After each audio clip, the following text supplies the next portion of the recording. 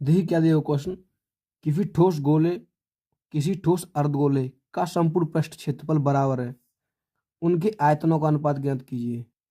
ठीक है, इसको वैसे कोई चित्र से समझाने की जरूरत नहीं है, लेकिन मैं फिर भी आपको एक बार डायग्राम से समझा देता हूँ, क्योंकि कहते हैं कि डायग्राम से चीज़ें बहुत जल्दी समझ में आती हैं, बहुत जल्दी समझने आती हैं डायग्राम से चीज़ें। ठीक है, तो देखिए डायग्राम क्या है इसका, ये समझ लो आप, ये डायग्राम है।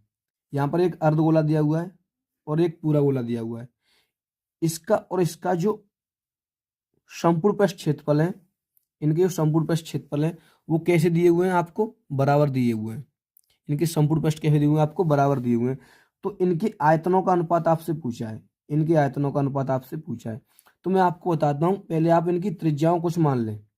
अगर मैं यहाँ से यहाँ तक की त्रिज्या को R1 मान लूँ और इसकी को R2 मान लूँ तो कुछ हो सकता है, अन्यथा आप कुछ नहीं कर सकते। ठीक है, अन्यथा ये क्वेश्चन आप गलत हो जाएगा। अगर आप इस तरीके से नहीं माने तो क्वेश्चन गलत हो जाएगा। तो सबसे पहले आप इनकी त्रिज्याओं को मान लें।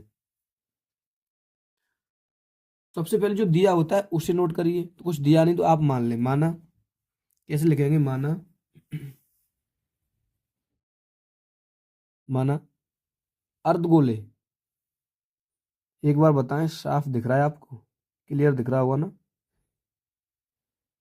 माना अर्धगोले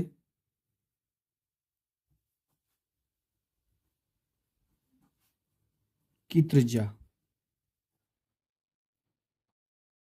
बराबर R1। ठीक है, माना अर्धगोले की त्रिज्या बराबर R1। ठीक है, उसके बाद में आपको लेनी है गोले की त्रिज्या, क्योंकि पहले क्या बोला है उसने, गोले और अर्धगोले। पहले गोले की बोली है तो R1 मान लो इसको। ठीक है, ठीक है, और उसके बाद में अर्धगोला ले लो, अर्धगोला ले लिया, अब गोला।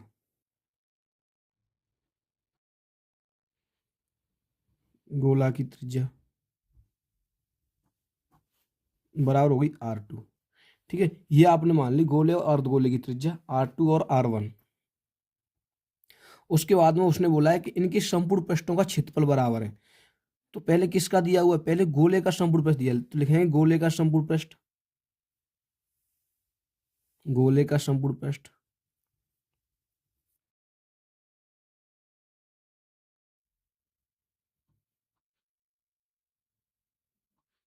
बराबर, उसके बाद अर्धगोले का,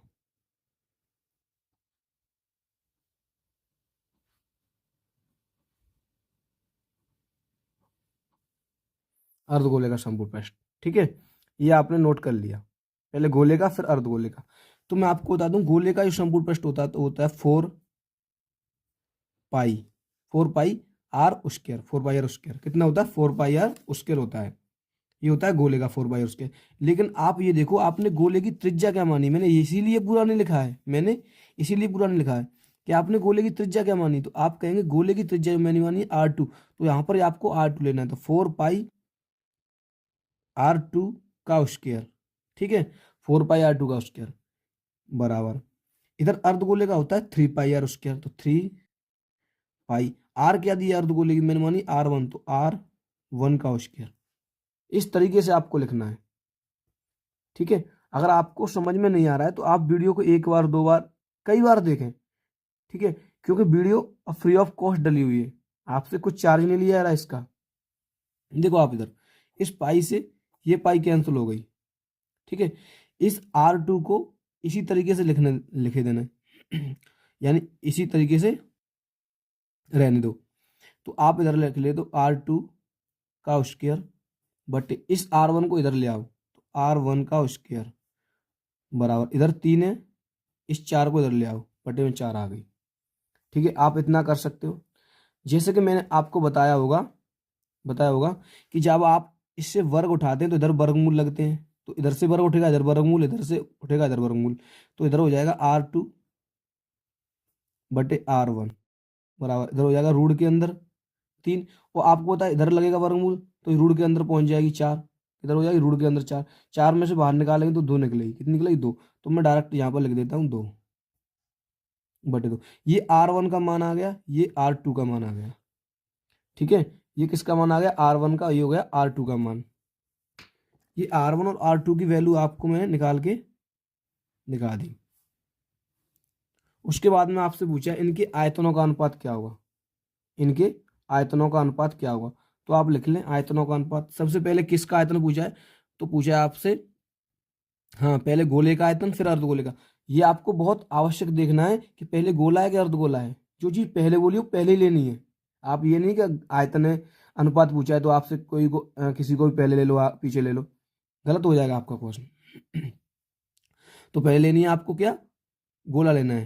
तो आप लिखेंगे गोले का आयतन, यानी ठोस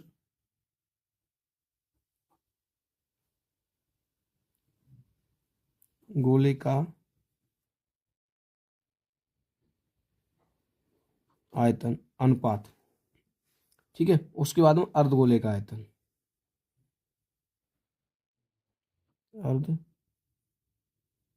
अर्धगोले का अर्धगोले का आयतन। ठीक है, उसके बाद में गोले का आयतन क्या होता है, तो आप कहेंगे 4/3 पाई आर क्यू अनुपात। अर्धगोले के आयतन क्या होता है, तो 2/3 पाई आर क्यू। ठीक है, यही होते हैं ना गोले और अर्धगोले के आयतन, यही होते हैं ना। तो आप कहेंगे कि आप इधर पाई से इस पाई को कैंसिल कर दें। ठीक है, इस 3 से आप इस 3 को भी कैंसिल कर दें। ठीक है, उसके बाद में आपको रखनी है वैल्यू। क्या रखनी है, वैल्यू रखनी है। ठीक है, आप इधर देख सकते हैं, आप यहां पर भी देखेंगे अभी कि मैंने R2 किसकी त्रिज्या मानी थी, R1 किसकी मानी थी।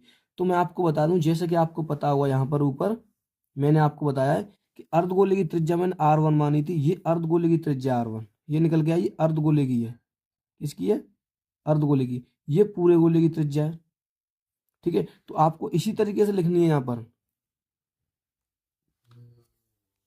तो अर्धगोले की त्रिज्या, यहाँ पर पूरे गोले की त्रिज्या क्या है, यहाँ √3 है, तो आपको इसके यहाँ पर √3 रखना है।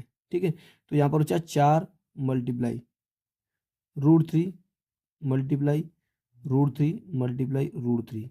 मैंने 3 बार क्यों लिखा है इसे, क्योंकि इसके ऊपर क्यू है अनुपात। यहाँ पर 2 लिखना है मल्टीप्लाई इसके आर क्यू, इसकी कितनी है 2 है, तो यहाँ पर 2 गुणा 2 गुणा 2 लिखना है। ठीक है, आपको इस तरीके से लिखना है। अब आप देखिए, इस 2 का मल्टीप्लाई करेंगे 4 होगा, इधर भी 4 थे, ये कट गया। आप इनका मल्टीप्लाई करेंगे तो इनका मल्टीप्लाई करेंगे कितना आएगा, 3। √3 का उड़ा √3 में 3 आ गया, तो इधर 3 और है, तो ये जाएगा 3√3 अनुपात। उधर हो जाएगा 2 दूनी 4। तो आपसे पूछा है कि उनका अनुपात क्या होगा, उनके आयतनों का अनुपात क्या होगा। उनके आयतनों का अनुपात आपको बता दूं मैं, 3√3 कितना, 3√3 अनुपात 4 आ गया। कितना आ गया, 3√3 अनुपात 4 आ गया। ये आपके क्वेश्चन का बिल्कुल एकदम करेक्ट आंसर है, राइट आंसर है। अगर आपको वीडियो अच्छी लगे तो वीडियो को लाइक करना, चैनल को सब्सक्राइब करना बिल्कुल ना भूलें। मिलते हैं नेक्स्ट वीडियो में। जय हिंद, जय भारत।